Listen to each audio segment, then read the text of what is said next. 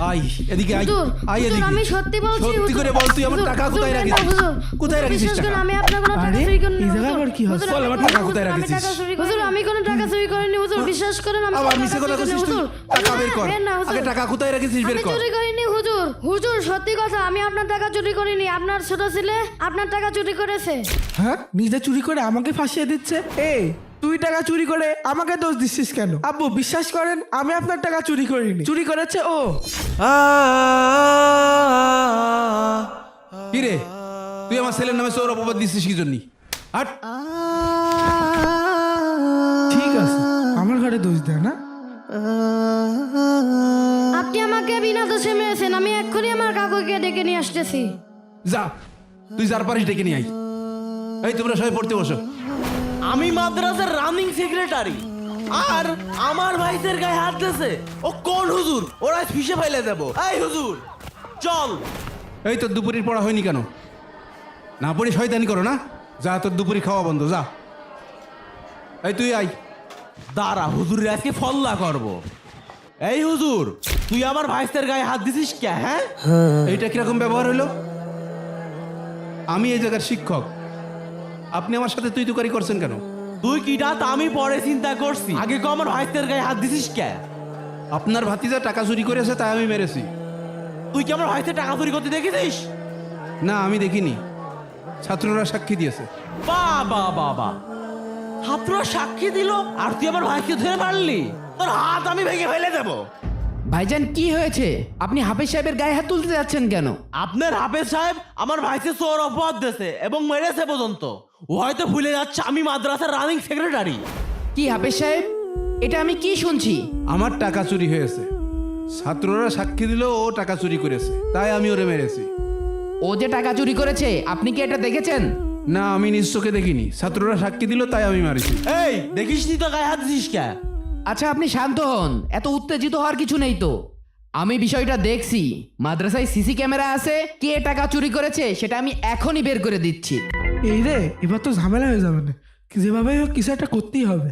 চলেন আমরা অফিসে গিয়ে চেক করি। আজকে আমি শেষ তাড়াতাড়ি যাই। আর আপনারাও আসেন আসেন। কে চুরি করতে পারে? হাফেজ সাহেব, আসেন আসেন, সিসি ক্যামেরা চেক করলে বোঝা যাবে কে চুরি করেছে। এই সিসি ক্যামেরাটা চেক করো তো। ঠিক আছে ভাই, করছি। কেউ কোনো যা দেখছে না তো? হে, একটু বন্ধ করে দিস। ইন্নালিল্লাহ। কারেন্ট যাওয়ার সময় যা। এমন সময় কারেন্ট করেন এত কেন? টাইমে লোডশেডিং, দেখ কি যে একটা বিপদে বললাম। কেউ আসছে না তো? আধা ঘন্টা হয়ে গেল, এখনো কারেন্ট আসছে না। কাটআউটে কোনো ডিস্টার্ব হলো নাকি? এই হাফেজ সাহেব, আপনি একটু যাই দেখেন তো কাটআউট ঠিক আছে কিনা। জি জি, যাচ্ছি। কিরে, তুই এখানে কেন? আব্বু, আমি কিছু করিনি আব্বু, আমি দাঁড়িয়ে দাঁড়িয়ে দেখছি। আর সুইচ বন্ধ কেন? আব্বু, লাইনে মনে হয় কিছু সমস্যা আছে। আমি কিন্তু এসব কিছু করিনি আব্বু। এই কারেন্ট আলহামদুলিল্লাহ। চলে গেছে।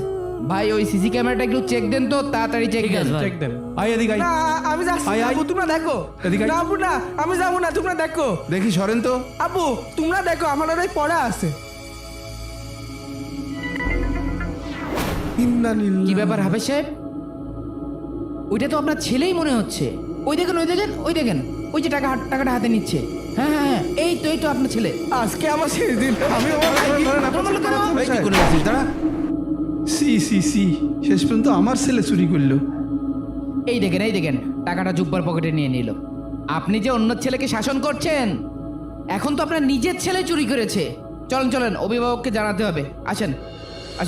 দেখলেন তো হুজুর কিটা টাকা চুরি করেছে? আমার ভাইদের খামোখা চোর অপবাদ দিল, মারলো, কইলো না নাকি? ভাই, আপনি চুপ করেন। রাগ করা তো সম্পূর্ণ হারাম। আল্লাহ রসুল সাল্লাল্লাহু আলাইহি সাল্লাম বলছে, তোমরা রাগ করো না। এইভাবে উনি 3 বার বলছেন। আর হাফেজ সাহেব, আপনি যাচাই বাছাই ছাড়া একজন ছাত্রের গায়ে হাত তুলেছেন, এটা মোটেও ঠিক করেননি। হুজুর, ওর ছেলেরা এই মুহূর্তে বরখাস্ত করেন। ভাই, আপনি যার উপর রাগ দেখাচ্ছেন, ভুলে যাবেন না সে কিন্তু আপনার ভাতিজার শিক্ষক। আপনি যেমন আপনার ভাতিজার পিছনে পরিশ্রম করছেন, আর আপনার ভাতিজাকে মানুষ করার জন্য সেও কিন্তু দিনরাত পরিশ্রম করছে। হুজুর, রাগের মাথায় আমি আপনাদের সাথে অনেক খারাপ ব্যবহার করে ফেলেছি। আপনারা দুজনেই আমাকে ক্ষমা করে দিয়েন। ভাই আর একটা কথা শোনেন, আমার জীবনে আমি অনেক ছাত্রকে দেখেছি নষ্ট হয়ে যেতে শুধুমাত্র শিক্ষকের সাথে খারাপ ব্যবহার করার কারণে। একজন শিক্ষকের দোয়ায় একটা ছাত্র যেমন অনেক বড় হতে পারে, তেমনি ভাবে শিক্ষকের বদদোয়ায় একটা ছাত্রর জীবন ধ্বংস হয়ে যেতে পারে। পূর্বের অভিভাবকরা তাদের সন্তান আমাদের কাছে দিয়ে বলতো, হুজুর আমার সন্তানকে আপনার কাছে দিয়ে গেলাম, তাকে মানুষের মতো মানুষ করার দায়িত্ব আপনার। হায় আফসোস, এখনকার অভিভাবকরা ছাত্রকে একটু ধমক দিলে শিক্ষককে মারতে চলে আসে, হুজুরকে মারতে চলে আসে। একটু খোঁজ নিয়ে দেখবেন ওই সমস্ত ছাত্ররা কখনো মানুষ হতে পারবে না। বর্তমান সময়ে পড়াশোনা শিখে মানুষের মতন মানুষ হচ্ছে না, কেন জানেন? কারণ শিক্ষকের লাঠির শাসন উঠে গেছে। এই জন্য মনে রাখবেন, শিক্ষকের লাঠির বাড়িও ছাত্রের জন্য একটা দোয়া। আসলে আমারও ভুল হয়েছে, আমি সত্যটা সঠিকভাবে না জেনে আগেই ওর গায়ে হাত দিয়ে ফেলেছি।